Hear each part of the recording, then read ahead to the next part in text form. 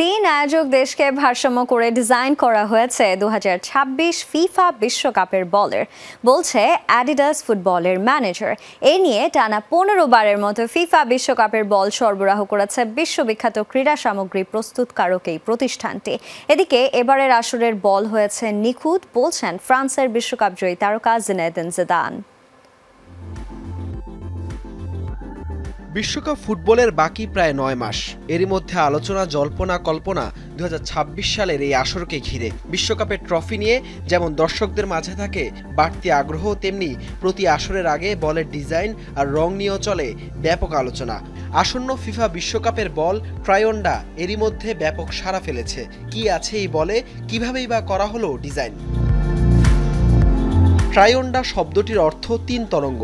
Try মানে 3 আর ওন্ডা অর্থ Spanish ভাষায় তরঙ্গ বা ঢেউ। 2026 বিশ্বকাপের 3 আয়োজক দেশ যুক্তরাষ্ট্র, কানাডা ও মেক্সিকোকে উদ্দেশ্য করেই 3 সংখ্যাটি দেয়া। বলটির রং ও প্রতীকী নকশাতেও প্রতিফলিত হয়েছে হোস্ট দেশগুলোর পরিচয়। আছে যুক্তরাষ্ট্রের তারকা, কানাডার ম্যাপল পাতা আর মেক্সিকোর ঈগল। বলের কাঠামোতে নিখুঁতভাবে খোদাই করা আছে এসব প্রতীকী গ্রাফিক্স আকারে। বলটিতে ব্যবহার হয়েছে লাল, নীল, সবুজ ও সোনালী রঙের ছোঁয়া। ট্রায়ন্ডাকে আলাদা করেছে এর প্রযুক্তিগত দিক।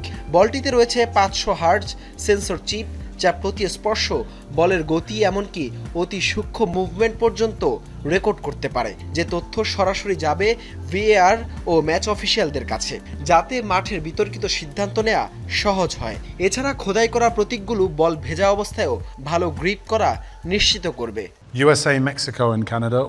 যুক্তরাষ্ট্র, মেক্সিকো, কানাডা এক ইভেন্টে 3টা বড় দেশ একসাথে আমাদের জন্য বড় চ্যালেঞ্জ একটা ডিজাইনের বল করা। খেয়াল করলে দেখবেন আমরা কিন্তু বলের রঙে 3 দেশকেই ব্যালেন্স করেছি। পুরো কাঠামোটা দেখলেই বুঝবেন কত নিখুঁতভাবে করা হয়েছে।